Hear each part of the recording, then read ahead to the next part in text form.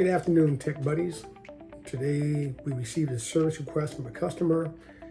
She has a Gulfstream pool heat pump.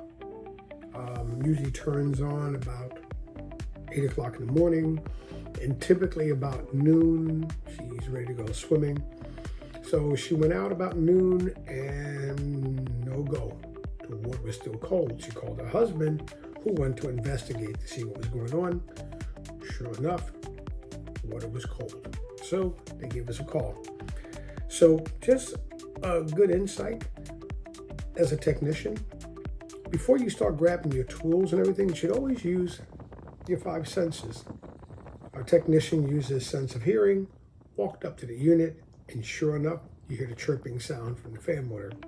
That's a good, strong indication where to start.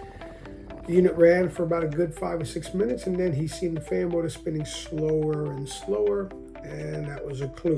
He checked out the fan cap. Fan cap was satisfactory, so it was just a clue that the fan motor was bad.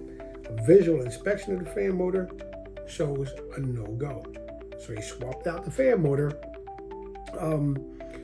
restored the unit back to how it was, turned it back on, but don't stop there. Finish checking out the refrigerant pressures in the system, check out the amperages in the system. Everything was all systems go.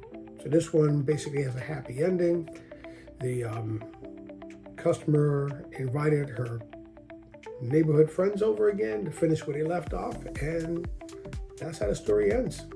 So until next adventure, Tech Buddies, stay sharp, stay smart.